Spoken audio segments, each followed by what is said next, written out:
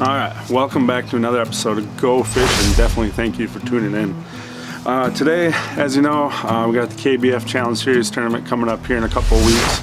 So I wanted to kind of just go over my favorite rig and how I use it, because I'll definitely be using it in the next couple of weeks. And it's something that I've been using all summer long, and when in doubt has produced fish every single day, as well as my biggest fish of the year. So just want to do a short little video, kind of go over how I rig it up, how I use it, and that way you guys can take it and maybe try it out, maybe catch some fish, maybe not. But like I said, I just wanted to cover it for you guys.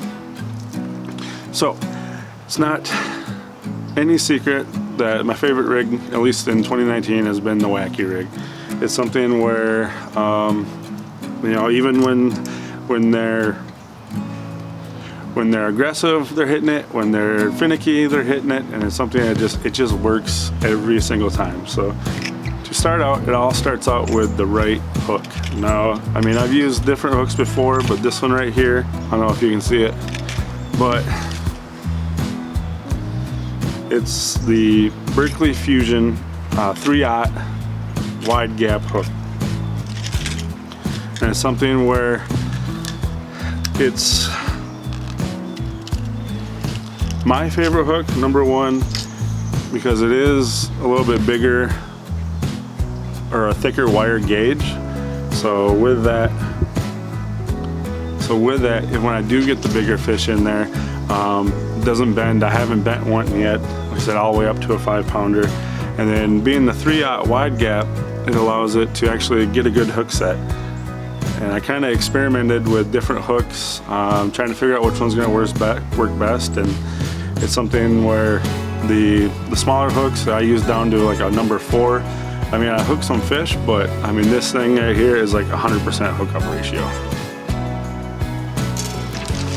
Next, what I do is the one bait that's been working all year long has been this one right here, Pro Tour Baits, 5-inch trick stick. Right from fresh out of Cameron, Wisconsin. I mean, these things are great. It's got the perfect balance of salt content, so it's something that lasts a long time, as well as it gets you the right reaction. So what I do, I rig it a little bit differently. I do not use an O-ring. With these baits, I could use one, but it turns out to be about the same. So all I do, let's try to do this on camera here. So it might be hard to see, but basically where the meat of the worm there is, kind of that thicker part, I go in right before it. And I go about halfway through the worm. Then hook it back out. I don't know if you can see that or not. So sitting something like that. A little bit too much coffee this morning. Basically, the reason I do it that way is 98% of the time I do it weightless. So if I hooked it in the middle, yeah, it would work, but it falls extremely slow. And some days that's what you need, but most of the time you're just looking to get it down. Decent controlled fall is just fine. And hooking it like this makes the tail go in first. Less drag, it goes down. And it's something where, just like this, they always hit it on the fall. Once it hits the bottom, pick it right back up and let it fall again. And it's something where when it's going down, it'll kind of, on a slack line, it'll kind of go down like that a little bit, put a little pressure on it, it kind of goes back and forth. It's absolutely deadly. My head upon your shoulder, wishing that you would say. My favorite rod this year has been the 13. It's not the most expensive rod on the market, but what it is 7-foot medium with a fast tip. And I absolutely love this rod because, number one, it's got the sensitivity, so when you pick up, you can actually feel the fish. Give it a couple more seconds if you need to before setting the hook, and then once you do lay into it, I mean, about halfway, you get into that backbone and you can wrestle them pretty good. Also, what I do is I tie it onto, I run my main line as a 20-pound Cortland line braid. I got black on here, doesn't seem to mind it. I also run moss green, either one's great. And then I run from that about, I'd say about a 4-foot leader of 8-pound mono. Again, gives it just a little bit more sensitivity, as well as gives you a little bit of cushion when you're get one on the end. It is something with this setup. I mean, it's not a giant hook set. It's basically you feel it on there, and you know, flick of the wrist with that wide gap hook hooks them every time. I don't know if in a past video, I'll put it up here.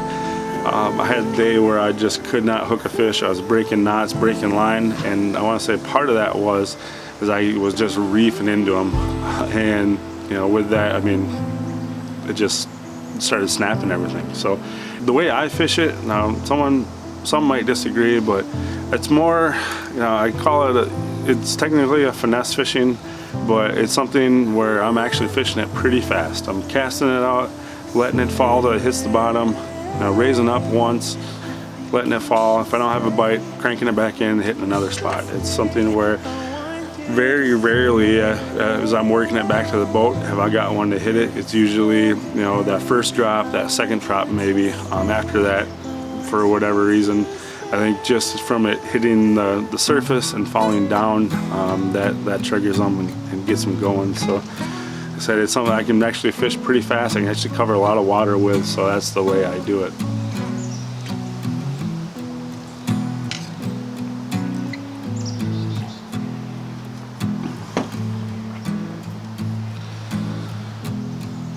So that's basically all it is. Like I said, it's a, you know, go with that 3/0 octopus hook. Use a little bit thicker wire hook. Make sure you can get those big ones in.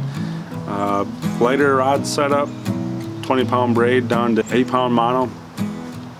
And just the big thing is just rigging that just a little bit differently, letting it fall, and I guarantee you'll definitely catch some fish. So as always, I'm Tim. Thank you for watching. Go out there, try this wacky rig setup, see how it works for you. Let me know down below. Thank you again, and we'll see you next time here on Go Fishing.